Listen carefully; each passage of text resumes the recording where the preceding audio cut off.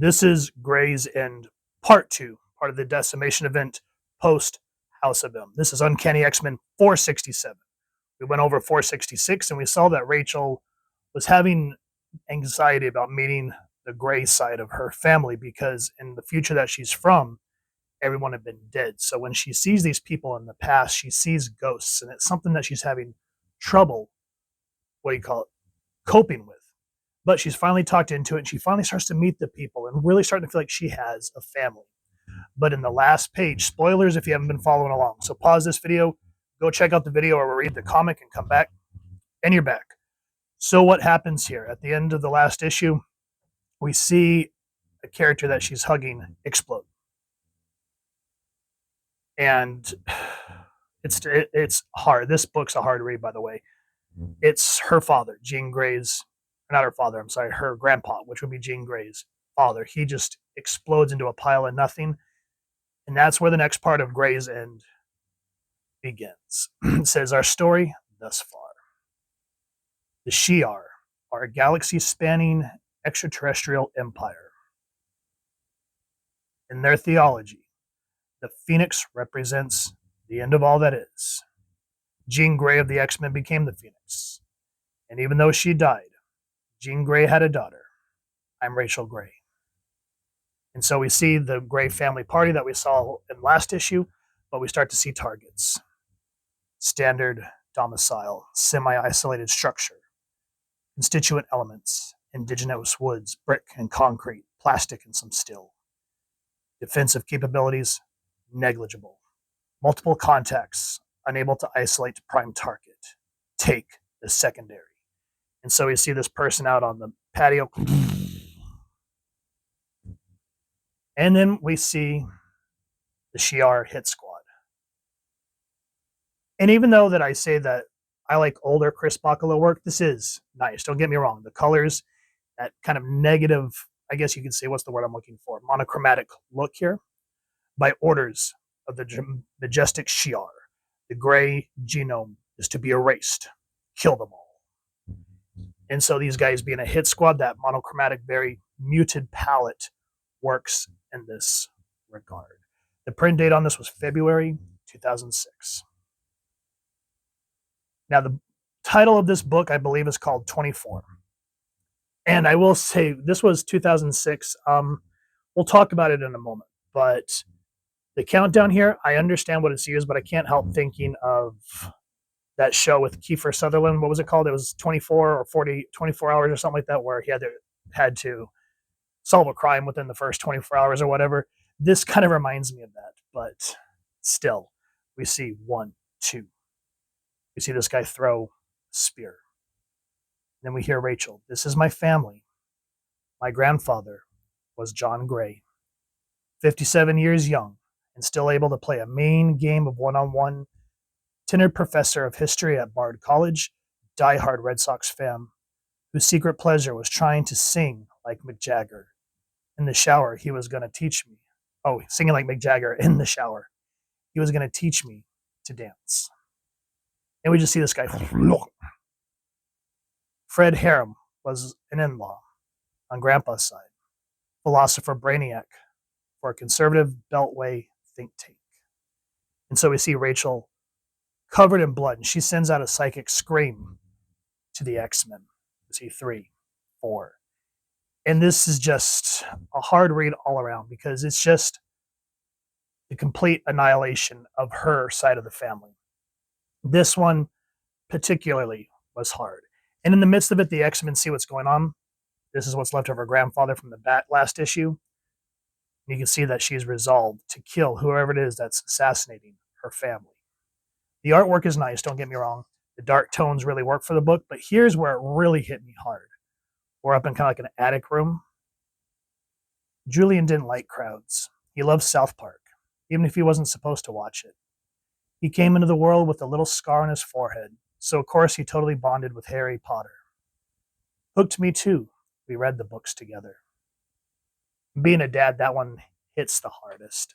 But thankfully, the X-Men do come and do their best to try to help their friends, even though... So we saw last issue where Betsy was using her stretching exercises to distract the one government officials through the Sentinels. And here, Betsy doesn't have time to change. So basically, Kurt grabs her and she is in a bathrobe trying to fight. Perry Campbell, mom's side, cousin, red state and proud of it. Lifelong Texan, big laugh, salty language, slinky skirt and cowboy boots, perfect hair, better makeup, and a diamond nose chip. And so it's like giving a recount of her family. And I don't want to give the whole book away, but as we come to the end of the 24 seconds, the X-Men are knocked unconscious, and we just see Rachel saying, "I'm sorry. I'm so sorry." Sarah's daughter, Galen, here's the primary. Untraceable. Not for long, Sega. She will never hide again. And so they mark her with what's called the death mark, which looks like the Phoenix Force. And so this was Chris Claremont doing the writing, Chris Bachalo doing the art. And then I hate when they do this where they don't give you the full breakdown of who does the book, but Florea, Holdredge, Hunter, Mendoza, Olazaba, Parsons, Rapmund, and Townsend and Bay. And then it says inking crew. So I guess, and then Joe Caramagna doing the lettering, Studio F doing the colors, and then there's everyone else working on the book. Now, I understand the stakes of what this book's trying to do in terms of showing this threat to the Shi'ar. And, Claremont has the most knowledge. I mean, he's the one that created Rachel. And he's the one, him and John Byrne were the ones that introduced the Phoenix Force and the Shi'ar.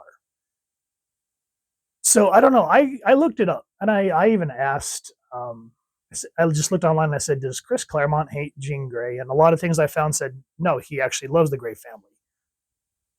But this book, I get that we're trying to create stakes, but to see the whole family wiped out just felt a little mean-spirited in my personal opinion. And that's just me. What do you guys think? Seeing this entire family just completely annihilated. Brian Gray, Grandpa's kid brother, Mom's favorite uncle, master carpenter, Little League coach, soccer dad. Can't escape, little ghost. I've locked you solid.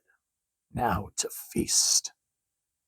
And it does make me want to start diving into 468. I can't remember if I have that issue. I'll have to dive into it, but we can tell that, Rachel is not going to let go of this lightly. Now,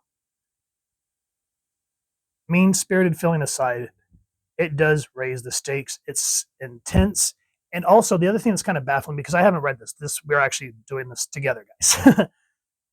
Isn't Lilandra supposed to be the Queen Majestic? So why would she permit this? Unless there's someone else running the Shi'ar, which maybe Deathbird. I doubt her brother did, because didn't he die inside the Emkron crystal way back in the day?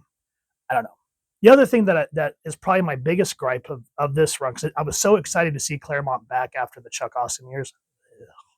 But Chris Bachalo, I like his work, but I'm more of a fan of what he did with Generation X, because his stylized artwork just added to that. You guys know the book was called Generation X, angsty teenagers. It worked for that. But for the X-Men, you see Bishop look kind of toady, and everyone else just looked very lanky. That just doesn't feel like the X-Men. I wish instead they would have got someone like, who's this guy's name? Paco Medina. He did a run during Secret Wars for Deadpool. And it's a little stylized like Bachalo's. But it looks like, you see Wade here, other than being in the mascot outfit here. It just looks more anatomically correct. And that's probably what irks me the most is, yeah, it still kind of has that bubbly feel that a lot of modern comics use, but it just looks more human, in my opinion, as where here, I don't know. It's just something about his work that throws me. That's just my personal opinion. What do you guys think? I mean, the coloring's great, the color palette choices, but the way that they draw characters that we've been reading forever just feels so off. Either way, if you guys have enjoyed what you've seen, please first and foremost support your local comic shop or wherever it's like to get your action figures and comics and pick up this series. And if you've enjoyed this review / little bit of a rant, really would appreciate if you take a moment to like, share, and subscribe.